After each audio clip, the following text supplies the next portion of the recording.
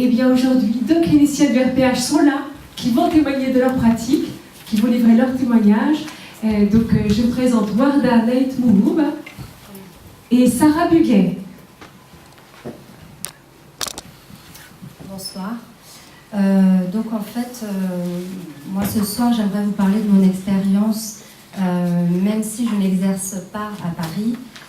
J'ai démarré avec le dispositif de la consultation publique de psychanalyse, dont M. Deamorim et M. Le Gouy ont parlé dans leurs interventions. Alors ce qui s'est passé tout d'abord, c'est que à la sortie du diplôme, en sortant de la fac, je me suis retrouvée un peu avec des difficultés pour me lancer sur le marché du travail. J'ai eu la chance de rencontrer justement une personne du RPH qui m'a parlé de cette école de psychanalyse et qui formait des cliniciens.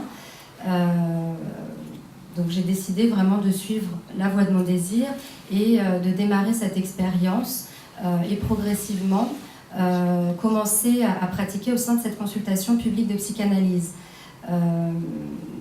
Et c'est là vraiment où mon désir a été confirmé.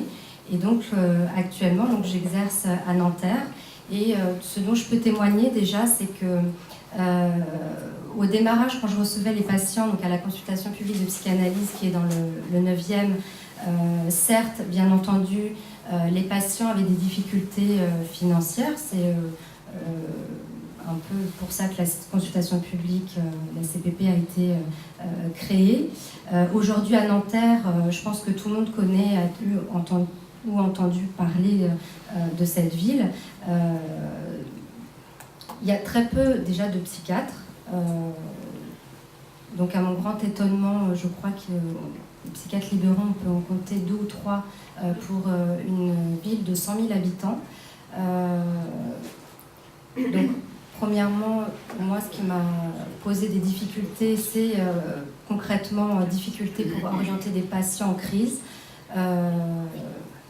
Donc ça a dû passer par le médecin traitant. Ce que j'ai pu constater, c'est que le médecin traitant, ou bien par méconnaissance, ou bien par manque de formation, a prescrit un traitement pas forcément adapté, en tout cas pour le patient auquel je pense. Donc déjà, moi j'aurais une question, c'est 3 psychiatres pour une commune de 100 000 habitants, comment est-ce possible? Est-ce que l'offre de soins peut reposer seulement sur les dispositifs publics? Bien sûr, il y a les CMP, il y a des centres municipaux à Nanterre qui ont été créés, puisque la ville a une politique très axée sur le champ de la santé.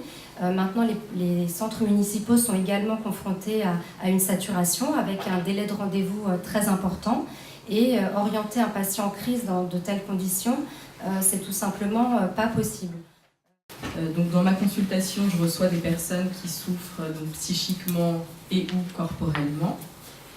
Et bon nombre de ces personnes ont déjà consulté des psychologues ou des psychiatres par ailleurs. Et souvent, la question financière a été l'élément sur lequel accrocher pour arrêter la psychothérapie. Alors, comme l'a témoigné Fernando Deamorim, au RPH, on travaille donc avec le désir du clinicien et le désir du patient, de l'être qui souffre et qui vient nous rendre visite.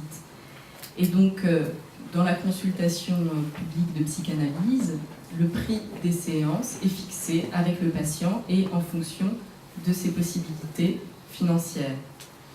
Ça me paraît être un point très important. Alors, j'entendais avant le débat que la question financière pour l'État est aussi une question importante avec les budgets pour les projets que vous avez à mener, à organiser. Et donc, pour les personnes, la question du budget, de leurs finances à leur échelle, c'est aussi quelque chose qui est très important. Et de pouvoir payer avec leurs propres deniers, c'est quelque chose qui leur permet de les responsabiliser. Et il me semble que c'est quelque chose qui permet aussi de les tirer vers le haut, à savoir que ça les engage et que même si, dans un premier temps, ils peuvent payer peu, comme le disait Jean-Baptiste Le Gouy, il y a le désir de pouvoir augmenter le prix des séances. Et donc ça aussi, ça participe du fait de se sortir parfois de situations qui peuvent être compliquées pour pouvoir mieux s'en sortir. Et donc,